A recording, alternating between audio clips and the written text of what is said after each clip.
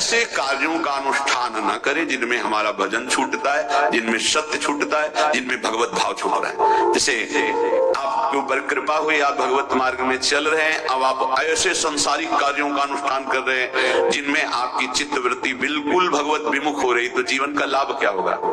लाभ तो है भगवत स्मरण से। इसी की मानो टीका है, छठदम शील विरत बहु कर्मा निरत निरंतर सज्जन धर्मा। शीलवान और ऐसे कर्मों से विरत जिनसे भगवत विस्मरण होता है, जो सज्जन पुरुषों के द्वारा धर्मानुष्ठान होते हुए उन्हीं का अनुष्ठान ऐसे कर्मों में ना जाए जिससे भगवत विस्मरण होता है। कल एक ने प्रश्न किया कि मैं खाता तो नहीं लेकिन मांस की दुकान में मांस बेचता हूँ, होटल आता है, क्या उचित है? ये उचित कैसे हो सकता है? तुम और भी तो व्यापार कर सकते हो। जरूरी है धर्म का पालन करने की इच्छा करते हो, धर्म आचरण करते हो, ऐसा नहीं। तो विरत बहुकर्मा, उन कर्मों से हमें विरत रहना है जो हमारे धर्म के विरुद्ध है, जो भजन के विरुद्ध है। हरि कृपा पात्र ऐसे कर्मों का अनुष्ठान कर ही नहीं सकता। और शारीरिक श्रम इतना जिससे हमारा भजन का तार न टूटे। जब भजन का अभ्यास किया जाता है तो हर कार्य को सुचारू रूप से करते हुए एकाग्रता भजन में रखी जाती है। हम वो कार्य जल्दी से कर ही नहीं सकते जिसमें भजन छूट जाए और कार्य पूरा हो। नहीं, हम कार्य करेंगे, हमें छोड़ दीजिए, हम अपने चिंतन से युक्त होते बिल्कुल कार्य करेंगे। जैसे कई साधक हैं, उपासक हैं, बड़े अच्छे उपासक हैं, उनको आप कार्य दीजिए कि आप पानी गर्म कर दीजिए, पात्र बहुत सुंदर साफ होगा, पानी बहुत गर्म, लेकिन आप कह दीजिए कि 5 मिनट में गर्म करके ले, तो उनसे असंभव नहीं होगा, छोड़ दीजिए उनको। वो मतलब ऐसा कार्य करेंगे प्रशंसनीय, पर वो समय से उनका एक सिद्धांत है, बहुत अच्छा लगता है। अपने को पता है इससे जल्दीबाजी नहीं होगी, पात्र मार्जन करना है, छोड़ दीजिए, आप उसको टोकिएगा नहीं, आप जल्दी मानते हैं, उससे नहीं होने वाला। वो तनिक भी दोष नहीं रहने देगा पात्रों में, पर समय दीजिए, आराम आराम शुक्र। हमें अच्छा लगता है। भगवत चिंतन परायण उपासक की यही वृत्ति होती है। पूछा लगाना है बिल्कुल बढ़िया लगेगा, लेकिन आपको सर से घुमा दो ऐसा नहीं होगा। आप छोड़िए और जाइए, हटिए, और वो अपने ढंग से लगाएगा और एकदम क्लीन करके। यही उपासक का लक्षण होता है। जो कार्य करेगा सांगोपांग करेगा, पर वो बहुत मस्ती से होगा क्योंकि उसका भगवत चिंतन चल रहा है। अधिक ऐसे जिससे हमारा चिंतन छूट जाए, थोड़ा संयम में आना चाहिए। ये भगवत कृपा पात्र का लक्षण है। अपने भजन का फल देखना भगवत कृपा पात्र की, सबको प्रदान कर देना। हिम्मत है अपने भजन, इतनी मेहनत से किया हुआ भजन, भजन होने के बाद हे प्रभु इस भजन का फल हो, सर्वे भवन्तु सुखिना सर्वे सन्तु निरामयाः। यहां तो कहते हैं महाराज एक माला रोज आपके लिए करता हूं कि आपकी बीमारी ठीक रहे, तो शेष किसके लिए करते हो प्रभु? शेष अगर इष्ट और गुरु के लिए तुम्हारा है कि एक माला करते तो फिर इतनी माला करते तो हमें क्या होगा?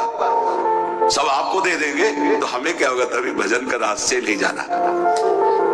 सबके मंगल के लिए अपने भजन को समर्पित कर देना। देखो भाई भजनानंदी, भजन में अरुचि होने लगेगी? नहीं होने लगेगी। सुबह से शाम तक पसीना चुआए हम और भजन का फल दे दे सबको, तो इसका रहस्य बताते हैं। सबको जीव ही कहा सर्वे भवन्तु सुखिना, तो सर्वत्र विराजमान भगवान वही पलटकर अनंत रूपों में आपके ऊपर बरस पड़ेंगे। ये आंतरिक रहस्य है। हमने जो भजन किया वो एक सीमा में था, जब हमने संपूर्ण विश्व को दे दिया तो असीम बनकर वापस हुआ। ये भाव न समझ में, अगर ये भाव लगे तो एकदम लगे हम अपना भजन क्यों दे सबको? उस सर्वात्मा में विराजमान जो हमारा प्रभु है उसी को समर्पित कर, सर्वे भवन्तु सुखिना। तो वो सब पलटकर सब जगह से वापस आया, सबका आशीर्वाद आया और वो महान बनता चला गया। ये लाभ है, आंतरिक लाभ है। अगर तुम्हारा भाव ऐसा न बनता हो तो आप प्रभु को तो अर्पित करते ही है ना, तो वही प्रभु सब में विराजमान है। ऐसा भाव करके सर्वात्म स्वरूप भगवान को हमारा भजन समर्पित है, सब रूपों में प्रभु विराजमान है। ये हरि कृपा पात्र का लक्षण चल रहा है। और छठवां, अपने भजन से अपने लिए कुछ भी ना चाहना और दूसरों की तो बात जाने दो। दूसरों से कुछ ना चाहना ये तो ठीक है, अपने भजन से अपने लिए कुछ ना चाहना है हिम्मत। देखो ये हरि कृपा पात्र में हिम्मत होगी। अपना भजन अपने प्रयोग में ना लाना, इसका भी आंतरिक रहस्य है। अपने प्रयोग में आप शरीर को लेकर के बोलेंगे, अगर स्वरूप को लेकर तो प्रयोग की कोई वहां जरूरत ही नहीं, स्वरूप पूर्ण काम है, वहां कोई अभाव नहीं। जब आप कोई भाव अपने लिए करेंगे तो देह भाव होगा, देह भाव से किसी विषय की मांग होगी। विषय पूर्ति भजन का फल नहीं होता, भजन का फल होता विषय निवृत्ति। बहुत जोर की बात है, कैसे समझ जाए।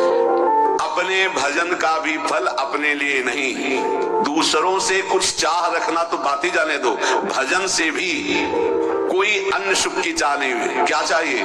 भजन ही बनता रहे, भजन का फल भजन बनता रहे, खूब निरंतर जप करते रहे। सातवां, किसी भी मान सम्मान कीर्ति पद प्रतिष्ठा के मिलने पर हृदय का असंतुष्ट हो जाना, यह हरि कृपा पात्र का लक्षण होता है।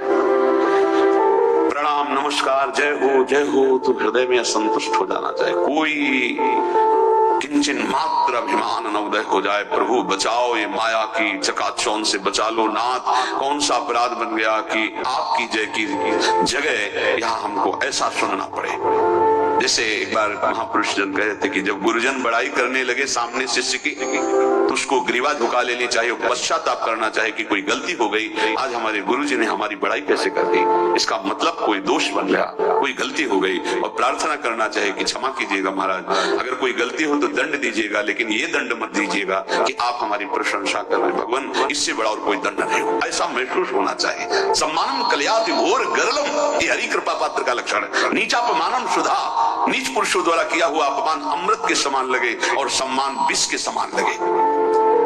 मान प्रतिष्ठा कीर्ति जिसके लिए बड़े बड़े लालायित रहते, हरि कृपा पात्र को विष की तरह चुभती है।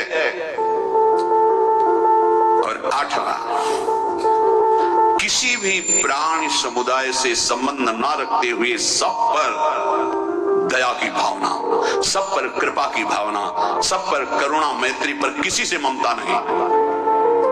ये सूत्र बहुत व्यवहार में प्रयोग करने योग्य है। सबसे करुणा और मैत्री पर किसी से ममता नहीं। करुणा तो करी भरत जी ने, मैत्री भी की मृग से, पर ममता रहित नहीं रहे। ममता कर ली तो अगला जन्म हिरण का हो गया। ममता नहीं रखते, निर्ममो निरहंकारा। करुणा मैत्री तो करनी है, जैसे इसमें आदेश गीता में आदेश है अद्विष्टा सर्वभूता मैत्र करुणे वच, पर निर्ममो निरहंकारा, ये साधक की चतुरता है। प्राणी मात्र पर दया कृपा करुणा मैत्री, पर ममता नहीं, ममता किसी से। और यहाँ करुणा मैत्री ये तो गायब हो गई, केवल ममता रह गई है। अपने शरीर से ममता, शरीर संबंधियों से ममता, विषय भोगों से ममता, यही जहर है। संबंध में ये ममता ही जहर है, विचारों में अहंकार जहर है, कर्मों में ये आसक्ति जहर है। इसी जहर को मिटा दे तो जीवन मुक्त महापुरुष कर्म करते हुए, विषय सेवन करते हुए, वार्ता करते हुए, विचार करते हुए, बिल्कुल जहर नहीं तो उसका जीवन हो गया। तो ये 8 बातें हरि कृपा पात्र में होती हैं, इनको बार बार सुनना और हृदय में धारण करना। जो भक्त होता है, हरि कृपा पात्र होता है, उसमें ये 5 बातें कभी नहीं जागृत होती, स्फुरित ही नहीं होती। पहला, किसी से ईर्ष्या, दूसरा किसी से घृणा,